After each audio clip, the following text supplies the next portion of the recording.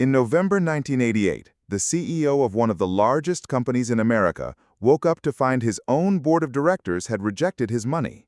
Not a lowball offer, his best one, $112 a share, higher than every rival bid on the table. And the board said no anyway. His name was Ross Johnson.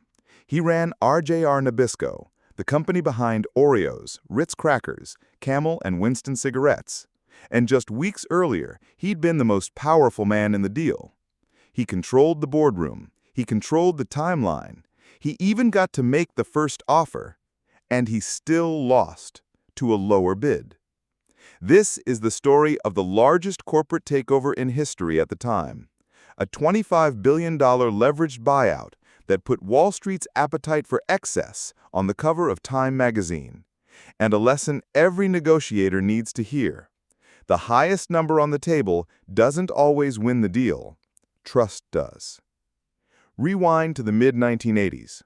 R.J. Reynolds, the tobacco giant behind Camel and Winston, merges with Nabisco Brands, the food company behind Oreos and Ritz crackers, to form RJR Nabisco, a conglomerate with 1987 revenues of $15.8 billion. On paper, it should have been a cash machine. In practice, its stock was stuck in the low $40 per share, dragged down by public anxiety over tobacco litigation and health concerns, even while the underlying businesses kept printing profits. Ross Johnson, RJR Nabisco's CEO, had already tried almost everything to move the stock, including, famously, developing a smokeless cigarette that flopped and drew public ridicule. Frustrated, Johnson decided the market was undervaluing his company. So instead of fixing the perception problem, he decided to just buy the whole thing himself and take it private. On October 19, 1988, Johnson announced a plan to take RJR Nabisco private in a management buyout at $75 a share, a deal worth roughly $17 billion, backed by the investment bank Shearson Lehman Hutton. It was a stunning move. A sitting CEO putting his own company in play, essentially auctioning it out from under his own shareholders with himself as the buyer. Here's the problem. The moment Johnson made that offer, he lost control of the story. Under securities law and fiduciary duty, once a company is in play, the board has to shop it around for the best price. Johnson thought he was making a friendly opening bid. What he'd actually done was fire the starting gun on the biggest bidding war Wall Street had ever seen, and invited in the one man he didn't want at the table, Henry Kravis, the co-founder of the leveraged buyout firm Kohlberg Kravis Robbers, or KKR. Johnson had actually spoken to Kravis before making his move, but he wanted to keep control of the company, and KKR wasn't interested in being a silent partner. So Johnson shut KKR out and teamed up with Shearson Lehman Hutton instead.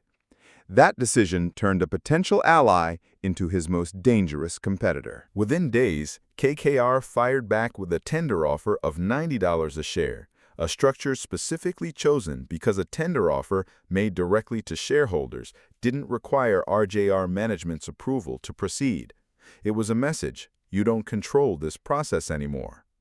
From there, the auction became a demolition derby. A third bidder, First Boston, parachuted in with a complex, tax-driven proposal worth as much as $118 a share, though its financing was viewed as far shakier than the other two camps. By late November, Johnson's group had pushed to $112 a share, about $25.4 billion, while KKR's group was sitting at $109 a share, or roughly $25 billion. On pure math, Johnson's bid was better for shareholders. So why did the board choose the lower offer? Two reasons, and they're the whole lesson of this episode. First, the golden parachute leak. Details emerged that Johnson and 7 fellow executives had structured a deal to personally take an 8.5% equity stake in the newly private company for around $20 million, a stake that was set to grow to 18.5% and, according to critics' projections, could be worth as much as $2.6 billion within 5 years if the buyout succeeded. Johnson's own slice alone was projected at roughly $1 billion. When the numbers leaked to the press, Time put Johnson on its December 1988 cover with the headline, "A Game of Greed." This man could pocket $100 million from the largest corporate takeover in history. Has the buyout craze gone too far? That single magazine cover did more damage to Johnson's bid than any competing offer ever could. Once the board and the public saw the CEO's buyout as a vehicle for personal enrichment rather than a fair shareholder deal, every number he put forward afterward was viewed through a lens of suspicion. In negotiation terms, he torched his own credibility, and credibility, once burned, doesn't get bought back with a bigger check.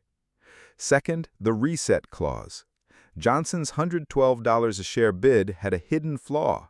It lacked what's called a reset, a guarantee that locked in the final payout value. Without it, the true value shareholders would eventually receive could have ended up lower than the advertised $112 once the deal's securities were actually priced. KKR's $109 offer, by contrast, was fully guaranteed cash and securities value. So the board faced a choice between a bigger number they didn't fully trust from a CEO they no longer fully trusted, and a smaller, guaranteed number from a disciplined outside buyer. On the night of November 30th, 1988, after roughly 30 sleepless hours of deliberation past the bidding deadline, the RJR Nabisco board chose KKR. KKR's winning bid closed the deal at $109 a share, a transaction valued around $25 billion in cash and securities, commonly cited as roughly $31 billion once assumed debt is included, making it the largest leveraged buyout in history at the time, a record that stood for roughly 17 years. Ross Johnson didn't walk away empty-handed. He never does. That's the other lesson here. He left RJR Nabisco in February 1989 with a golden parachute reported at roughly $53 million pre-tax, on top of proceeds from his personal shareholdings, for total compensation from the buyout saga estimated at more than $60 million. He never ran a major public company again. KKR's win, meanwhile, wasn't the triumphant payoff it looked like on paper. To service the enormous debt load used to finance the deal, KKR financed the buyout with roughly 87% debt, the industry standard for LBOs at the time. RJR Nabisco had to sell off assets for years afterward. Tobacco litigation and price wars battered the company's core cigarette business, which had less financial room to compete because of the debt burden. By 1999, KKR had sold off R.J. Reynolds Tobacco's international arm to Japan Tobacco, and the remainder of the U.S. tobacco business to stockholders. In 2000, Philip Morris acquired what remained of Nabisco. By the time the dust fully settled, KKR, by some accounts, was left holding none of the original conglomerate it had fought so hard to win. The saga was later chronicled in the best-selling book Barbarians at the Gate, The Fall of RJR Nabisco, by journalists Brian Burrow and John Helyar, and adapted into a television movie starring James Garner as Ross Johnson. Here's what separates a good negotiator from a great one: knowing that the number you offer is never evaluated in a vacuum. It's evaluated against how much the other side trusts you. Ross Johnson had every structural advantage. He ran the company, he set the timeline, he made the first move, and he still lost to a bid that was $3 a share lower because he'd spent his credibility on a golden parachute the moment it became public. KKR didn't win RJR Nabisco by offering more. They won it by offering something the board could actually believe. In deal-making, certainty is currency.